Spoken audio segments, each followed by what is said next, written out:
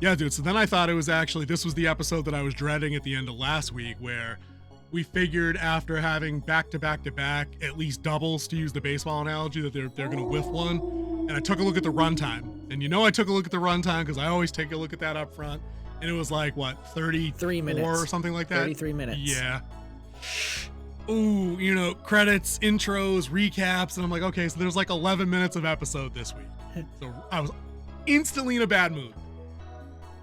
Well, I don't think the runtime runs that much because I believe you always have to have this episode in this type of run. We're not talking about a standard network release of 22 episodes. You have to fill 45 minutes for an hour episode, and then you have 15 minutes of commercials. And there's because a lot of those episodes are like Monster of the Week or the Crisis of the Week, stuff like that. This is telling one continuous story. So there's going to be fluctuations in time because you shot the whole thing. Now you're cutting up an episode. Then you probably lost something in editing to they're like, man, this is running too long. It's a little boring. Let's cut some stuff. Streamlining is not a bad thing in having a short runtime. And they did streamline it. Like you had the exposition, you had inciting event, you had the fight, and then you had the end, and then you had the big reveal, cut to credits, cliffhanger. So you want to come back next week and see what actually becomes of that. So I have no problem with a shorter runtime if it's streamlined to save attention span. Well, don't get me wrong. That was my initial response. So I had a very different thumbnail and title in mind when I just saw the runtime. But I came around like real quick into the episode.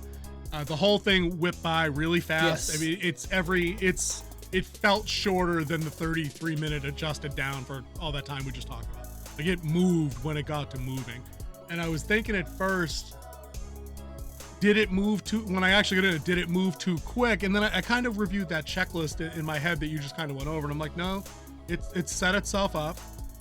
This was an Athena Percy episode this week where we got, like last week, we got some Grover stuff where he kind of stepped into his role a little bit as mediator and protector. This was a Daughter of Athena episode. This was an Annabeth kind of not centric, but she had a really predominant kind of part in it. Leading the way, making some decisions. We get some backstory about her human upbringing, like the family dynamics that she kind of had to live with. And I thought that was very poignant and well done, and it was kind of understandable, very relatable. She was the demigod stepkid in a human family. So and I like there's adopted people in my family. I have friends that are adopted. Like I have friends that are steps. You know what I mean? Everybody kind of knows what that experience is like. So it felt familiar. So I didn't begrudge it that.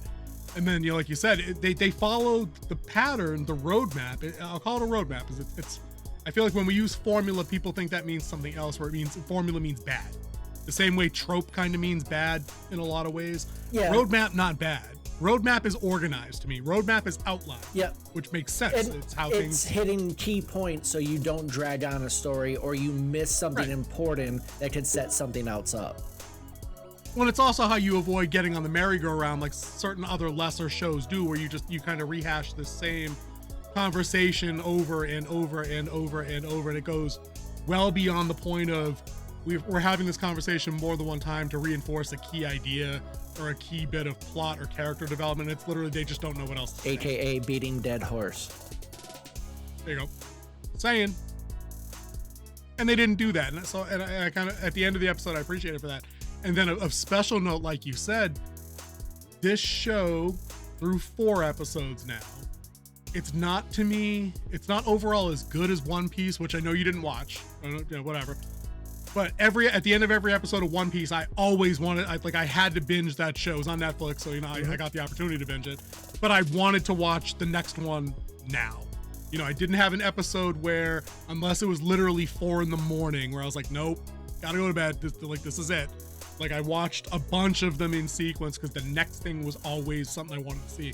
I think this episode probably had the best setup for the next episode yet, because it kind of shows him, spoilers,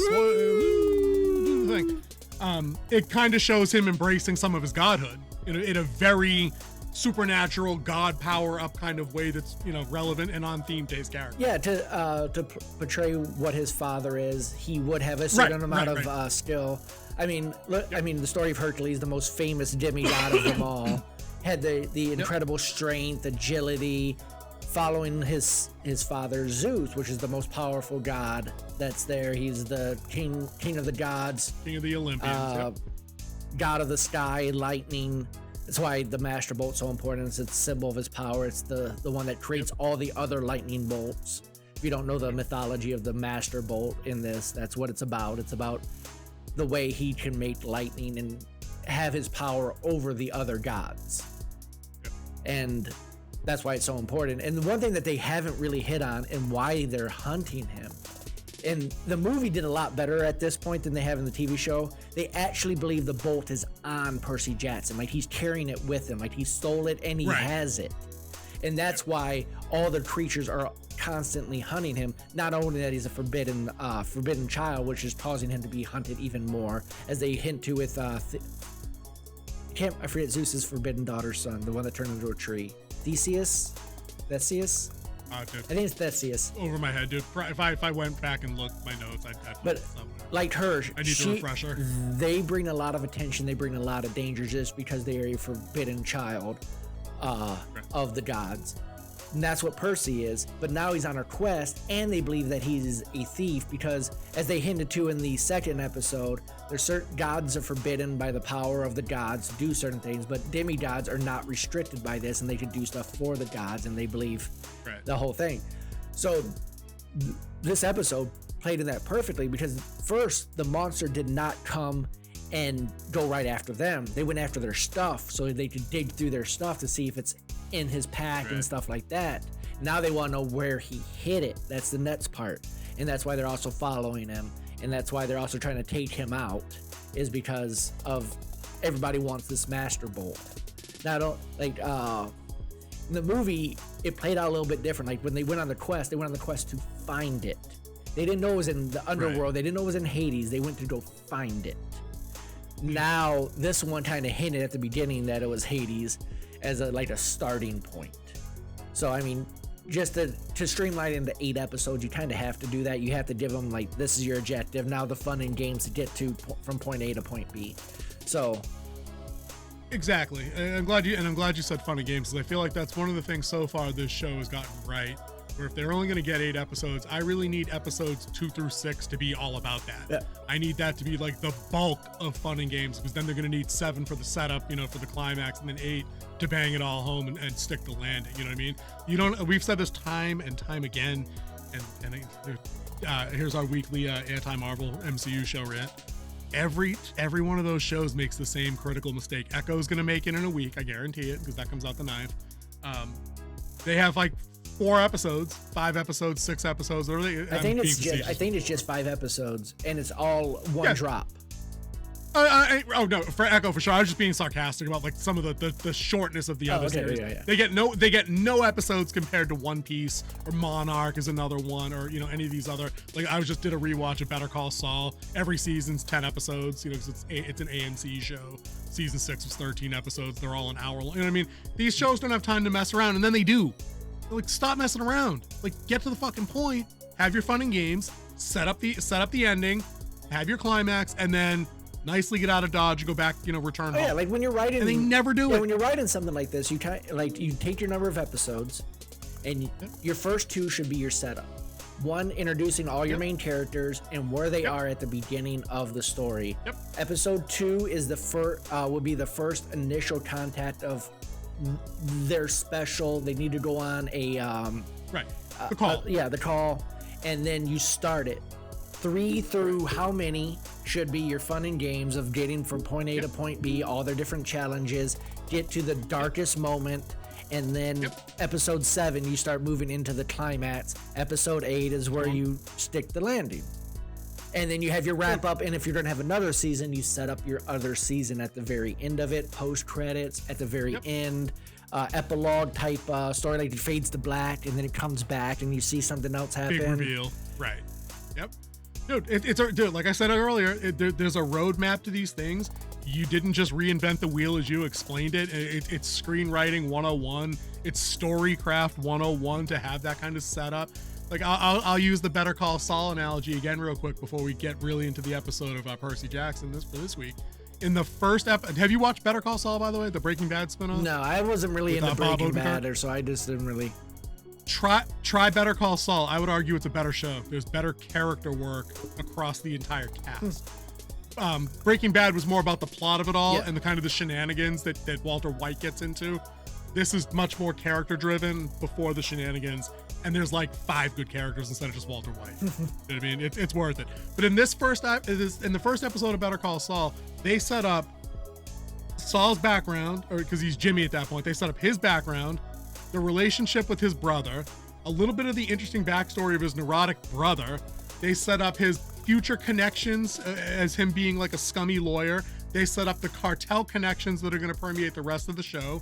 They set up his connection to one of the other characters from Breaking Bad, Mike Ehrmantraut, kind of like he's a later character in the show. They set up so much interesting stuff in like 52 minutes or whatever it is that you're blown away, because when it's over, you're like, dude, did I just watch 4 episodes of this show? But then you're like, oh no, I was only here for an hour and I want to know more about literally every dimension, everything they put up on the whiteboard. I now want to connect the strings, Always Sunny in Philadelphia style. That's how good that show is. You know what I mean? And it's a pity that other shows just don't invest that effort right off the rip. They want to jerk you around for 30 minutes about pointless shit and then be like, oh, by the way, here's a character that you need to know. And then we got to go do these 5 things and walk place. Like, it's just no. Anyways, and this show really stays focused on the characters that they need to stay focused on. You don't have a spin-off and see what are they doing on Olympus right now or stuff like that. Nope. It's focused on these 3 kids moving forward, and then you have whatever they're doing, like whatever they're doing on Olympus is happening to them, or whatever happening in Hades is happening to them. Is coming at them, right? Continually. Dude, great point. And even on a show, like, one of our common gripes is that it always seems like it's people walking somewhere and doing something. There's a lot of walking in this episode, doing the little train trip, but they're always filling that time with stuff that's interesting to one of the 3 main characters as it is. Like when the episode opens, it's Percy having a heart-to-heart with Annabeth while Grover's asleep and getting a little bit more background and some of his expectations. Their relationship develops a little bit. When they're on the train a little bit later after the robbery and when they make their escape, there's more talk we get from Annabeth about her relationship with her mother, with Athena, and then with her like adoptive stepdad's family and crap like that. So there's always something you need to know that informs you about that character or what their objective is going to be. Like when they're going into St. Louis, they had a very specific reason they were making the layover in St. Louis to go to the Loop, because it was a temple of Athena. Well, like there was a reason they made that decision. Well, it kind of just happened too. Like, and they attempted a lot, and they tipped at it in the post credits trailer at the end of the episode. They talked about like it's like, so we just happened to land in a city that has a temple to Athena. It's like, it didn't just happen. It could be fate. Like, we were supposed to be here to go to there, and like they're supposed to be protected, which we find out they weren't. Well, and I love you bringing up the point about fate in the post-credit scenes, because who are the 3 women that are on the bench? The 3 fates. You know what I mean? Exactly. And they're cutting strings. Some chords. Exactly. So I mean, there was a good tie in there, and they look like 3 ominous ass old ladies too. Like, let's not be clear. I wasn't getting Betty Crocker vibes from any of the 3 ladies on the bench. If she was still alive, I think the best person to be cast for that, like for the lead fate, would be Betty White. Betty White. Yeah, 100%. But alas, that's not the case, and sadly we're deprived of that. But that was another good. We've said this before too, like the Marvel shows largely don't have those post-credit scene setups for next week, did they? They're not in the credits. There was always like a trailer that you could watch on YouTube after the fact. Yeah, it was usually after the episode came out. Right. What they started doing was a little bit of those like press conference, or like what you thought of it, or was that Game of Thrones who did that? That was Game of Thrones. That was Game of Thrones. That was because it was like Talking Thrones or whatever it was called. Yeah. The Marvel shows, like, I'm just thinking of Secret Invasion. Like, when it was over, they just went in their stupid AI generated animated thing at the end, and then that was it. And then like the next day you'd be like, dude, you see the trailer for next week's episode? I'm like, they had one? They're like, I'm not watching that shit. We'll just cover it next week. But Percy Jackson wisely gives you like a 15-second stinger at the end of credits every time. Literally, right. So you get a good cliffhanger in the episode again this week. We would just jump right there. So it's Percy Jackson has to survive some stuff we'll talk about, but then like when he's after the rescue, now he's stuck underwater somewhere, like his foot's stuck in something, and he's starting to panic. He can't breathe. He thinks he's gonna drown. A mysterious figure that's just out of vision, kind of blurred, says, "Your father hasn't forsaken you. He's always been there. Just breathe." Which is a callback to the beginning of the episode when he was in the pool with his mom, and he was telling his mom when she was getting frustrated with him, "Just breathe. That's what you always say." Tell me. So he does, yeah. and of course he can breathe he can breathe underwater, of course. Which it's not cringe, it's not grown, because you're like, well, dude, he should be able to do that. Yeah, it's a reveal, but it shouldn't be that big of a surprise because he is Poseidon's son. Right. If you've been paying attention. Right, exactly. Yeah. So, but I mean, I thought that was a nice little callback to the end of that. And again, pivotal piece of development for him going forward, because now that's a skill that they 100% will use in the next 2 episodes somewhere. Yep. You don't just have that for a moment to have that for a moment. Yeah. You know? And I do have to admit, last week I was wrong, because in the movie, there's a part where they get to what I saw where they were going. There was in the movie, was a part where they went and they ended up fighting a Hydra. Yeah. And that's why I thought that's where they were going. Know why. I think we know why they had to do that. Because I mean, I'll say this: if I had to knock this episode anywhere, creature effects were a little weak. I thought that the Chimera, it looked okay in some spots. It did look a little weak sauce elsewhere to me. I thought a little kind of After Effects-y. It served me wrong, but isn't a Chimera a lion with dragon wings and a scorpion tail? Yes, essentially. So I thought it should have a bigger mane, but I guess it was a baby, so it didn't really have time to really grow its mane out. Maybe, they did some creative leeway with that. They did give you the flaring, it's like on like a Gila monster, like when it does the hiss sound. Yeah. They're not gills. I know they're not gills. I just don't know what the name is. Like you get the flare out. It was like a King Cobra. That's what I thought of when I saw it. It's like the hood. Yeah. The hood, right. It was kind of like that. So it was okay. What did you think of, what was the mother's name? Was it Echidna? Echidna, yeah. The mother of monsters. Something like that. The mother of monsters. I thought that lady was creepy as hell. I really liked her. Yeah. I thought she did the role. She did it perfect.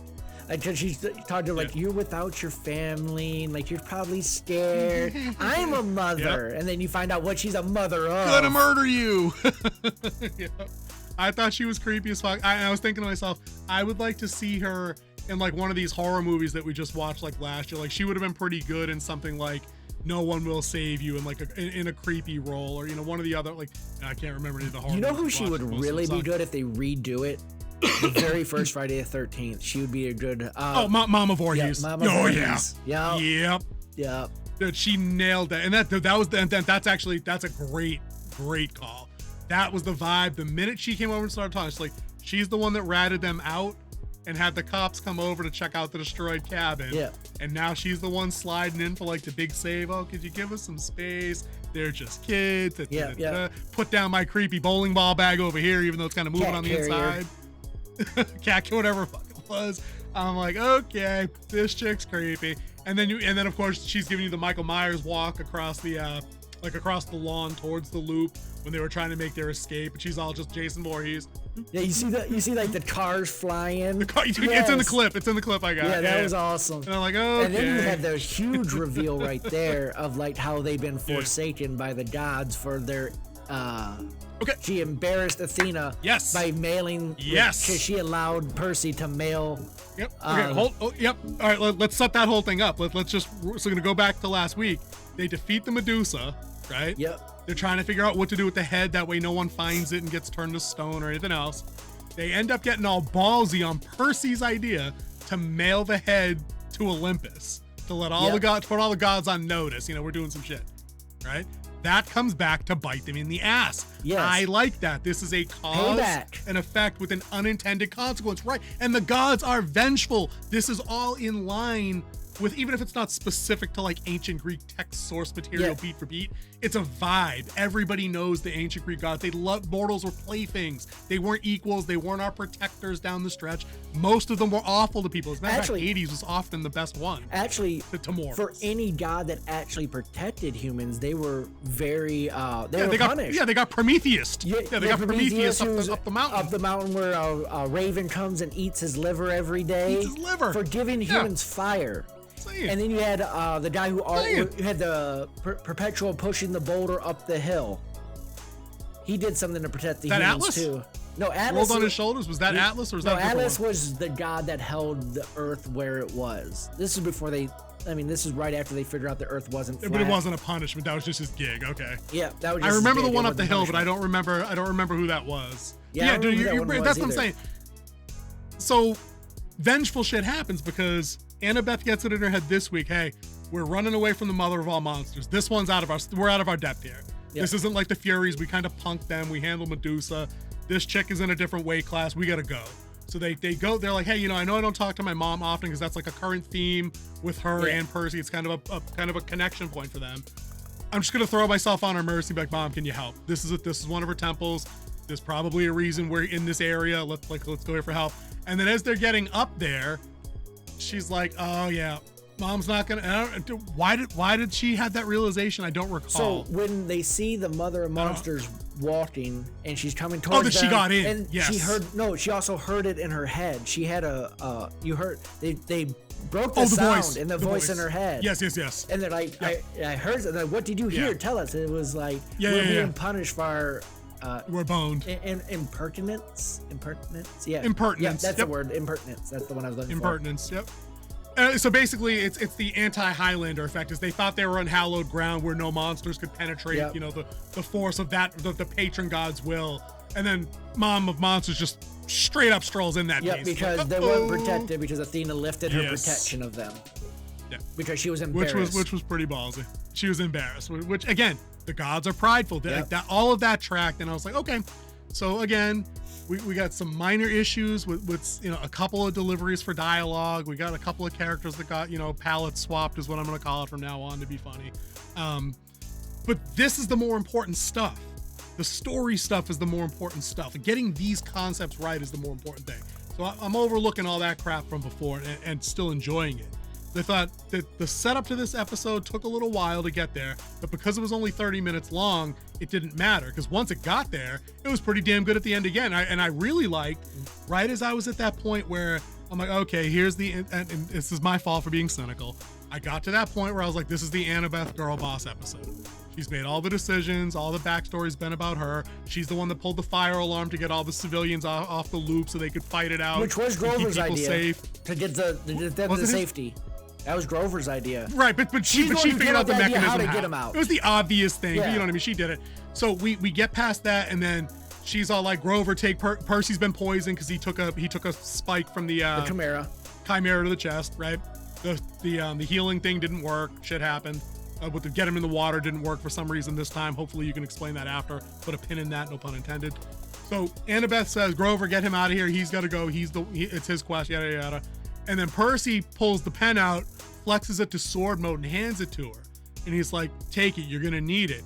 And I'm like, oh, come on, she's gonna get his shit too? Like, what is this, Star Wars sequel trilogy again? She's gonna get the Anakin lightsaber and go, and then he straight up reverses her. Yep, and then slams the door. And I was slams like, it. yes! I'm like, yes, hero move. So again, this show succeeds where all the MCU shows fail, because the agency to do the episode specific hero move is in the hero's hands, where it's supposed to be. If this was Game of Thrones, that'd have been Arya taking the sword from Jon Snow and going to kill the Chimera. Yeah, they messed that up. You know what I mean? They did not mess that up here. And the other good part is, building right off of that, is that he didn't beat the Chimera. Oh no, he got his ass whooped. Yeah. He tried his damnedest. He got one hit in, and then that was it. It was handed down, thrown out the hole in the bottom. Yeah. He did not win, which was awesome to see the hero fail. Yeah. Because heroes don't always succeed. He was poisoned. He doesn't really know how to fight. I mean, he does. I guess he has some natural instinct, because you saw that in the Capture the Flag episode. But he's not trained. He hasn't been through a lot of danger to do that. And it showed where he fought against a monster one-on-one, unlike the Minotaur, which he was completely driven by rage and emotion in that one. And desperate as all hell. It's the only reason he beat the Minotaur, and he had that initial hit where it softened his horn so he'd be able to rip it and stab him in the head with it. But yeah. Pretty badass. Yeah, which I did like that. And I actually called the Chimera the demigod killer, which is designed to go after these type of gods. So for him to take it on one-on-one and him lose is exactly what should have happened. Did exactly right. And again, if this was another show on this network, it'd have been Annabeth getting the sword, getting the best of the Chimera, probably defeating Echidna, or whatever the mom's name was. Every time I say Echidna, I think Knuckles from Sonic, because he's an Echidna. I'm like, this can't be the right word. We have to fact check that afterwards.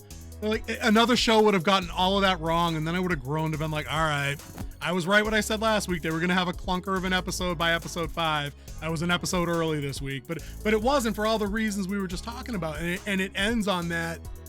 He falls. So just set the scene. He's at the top of the loop, guys. The mother of monsters kind of blows a hole magic through it to kind of trap him into facing the Chimera head on. Yeah. He gets his shots in, like King Z was saying, but the Chimera is the Chimera. It's got flame breath. It bitch slaps Percy at one point. I thought it was going to break every bone in his body. You know what I'm saying? And then dude falls out the hole. He's got some Luke Skywalker Empire Strikes Back shit he's hanging on for dear life. And then his grip just slips. Right? Yep. And you're like, okay, so we know he's 630 feet up. Which god is going to save this kid? And it turned out to be how is this going to be resolved? And Daddy shows up finally. With the big funnel. What's it called? The funnel. That's exactly the word. Hit the water funnel, sweeps him up, kind of rushes over the camera, and then boom, fade to black. And that's when we get into that scene we were talking about earlier, where he's stuck underwater. I believe that his foot was stuck on purpose, so he would breathe. Yeah. I think it was definitely like that moment where you have to walk through fire, but you realize that it's not really fire at the end, that it's clear. Or Indiana Jones. Dude, it was leap of faith. Indiana Jones. 100%. Yep, 100% leap of faith. Because otherwise, why would the Poseidon water funnel have not just put him on the beach somewhere safe, down by like the net, down like by the ranger station, not the ranger station. It's that information booth. It's that daddy moment. Like, okay, son, this is who you are. This is what you can do. It's time for me to teach you. So let me ask you this about that scene then, because I'll say this about the effects in this episode again, and a couple of these small things you guys will see in the cliptage, as I'm calling it. The effects in this episode, they vary. I wasn't sold on the Chimera a lot. It's because they had a lot of prolonged close-ups, well lit. I thought they kind of got away from what they did successfully with the Medusa last week, where it was often in shadow or from behind in a way that they didn't have to blow the budget on things. And maybe they were saving some money to go big on this one because it's the cool monster to look at. I don't know. Yeah. You know, having said that, the effects in this episode, I thought, other than that, were played smartly. At the beginning of the episode, when he's young Percy and he's in the dream space and the world's collapsing behind him, it was blurred slightly. So it wasn't like a high-def shot of you watching the world crumble away behind him. Because it's a dream space, it's kind of cloudy. Right. They can work that into the explanation. I thought that made sense. Yep. The same thing bookended at the end when he's underwater. We get this mysterious female or feminine figure, with a high-pitched voice. Not his mother, obviously, because his mother's not human. Yep. His mother's human. Not a water nymph or whatever. Mermaid. Not a mermaid. I would guess that's like a spirit. Like a messenger type thing, yeah. Kind of thing. Exactly. I have to look up the actual what it was. But an avatar of sorts of Poseidon. There was a messenger of Poseidon that's like, listen, your dad's always been here. He sees you. Just breathe. And she uses those specific words to trigger that kind of response. Like, wait a minute, my mom tells me that. I can trust this voice. Like, I feel it. He did it first too, because he fought it for the longest time, trying to get dude, he was gagging. Trying to go up. He was trying to hold his breath, because that's what you're trained to do as a human. Hold your breath when you're underwater. Yep, for sure. But the effects point I wanted to connect that to is the same thing. You don't get a clear Little Mermaid looking view of whatever's telling him this. It's a long distance shot. The figure's like this big on the screen. It's blurred. You get some gold copper tone kind of imagery in the thing, but like you never get, there's no face. Yeah. There's no proportionate humanoid figure that you can see. It's like a swirling, very vague miasma of, you think it's probably humanoid, but that's it. And the voice, that's all you get. Yeah. Now, I don't know if they actually shot this underwater. This could have been completely green screen and had him fake it. And then, of course, do effects around him. But if they did do this underwater, how dangerous this shot actually is and the safety that was around them. Say that. So you would have around a 10-year-old kid. Yeah, you would have like 4 safety divers. Pretty much all of them would have service records, of course, of like being a diver in the Navy or something like that around him. Coast Guard, stuff like that. And like this shot probably would have been the only shot of the day. Like that's all they're doing is this one shot. Now, if they did it green screen, they could definitely do it, or like had him just in a pool for some of like the close-up swimming scenes where he jumps in, he tries to swim, but the whole foot trap thing, I honestly think that was a green screen water effect of him being underwater that way. And then just murked it up like that. Yeah. Maybe they had a camera underwater because how they would do it is they like you were talking about, like the shot was back, so you didn't really see everything and him out. They probably would use like a very small lens, like a 1-inch lens, which is like a 25 millimeter to a 35 millimeter shot from way back.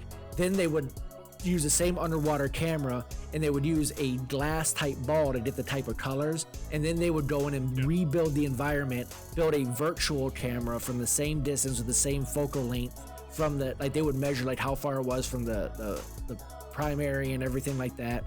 And then they would recreate it all and then probably add a little bit of murkiness in the creation and then put the color correction over it to match. So you wouldn't tell the difference between when they're actually in water and when it would be a more safe environment for that type of shot. Dude, I mean, you got to think it had to be, it had to have been a process like that, because I don't know the characters, the actor's age off the top of my head. There's no way that kid's older than 14. No. He's 12, 14 years old tops.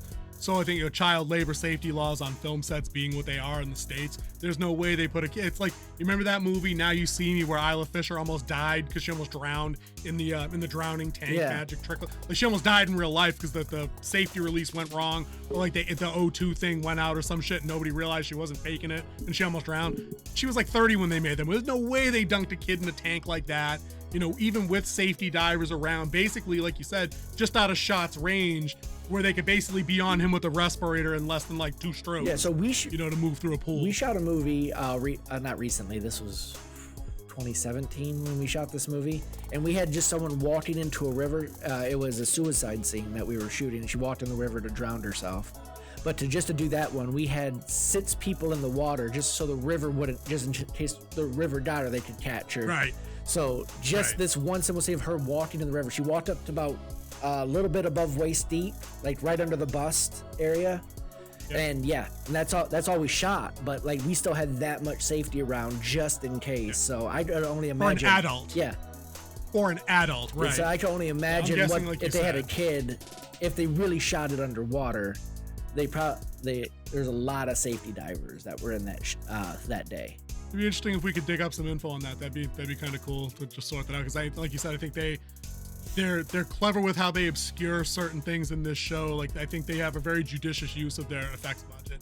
Oh yeah, and I applaud them for that, because we've seen the other side of that on other shows, where you can tell it's all blown on one shot and then they don't care about anything else, and it all just you know. And also my hats go off to the colorist for this. Whoever did the color did a fantastic job. You can definitely tell the difference of where they are. You have the different colors of base of what's going on. You have the mood colors. It's really good. I really am enjoying the color in this. A lot of people don't pay attention to that, but I do.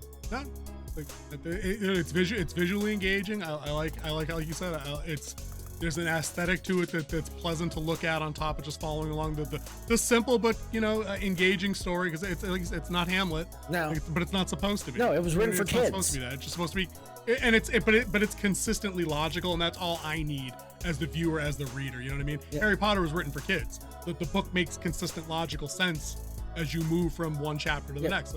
So each next chapter drives the story forward, builds on what came before. Obvious stuff. But I think that's going to be our episode there. I mean, it was short to the sweet. They went from point A to point B. They got up against some challenges and lost. Actually, I think our talk was the same distance as the episode. Yeah.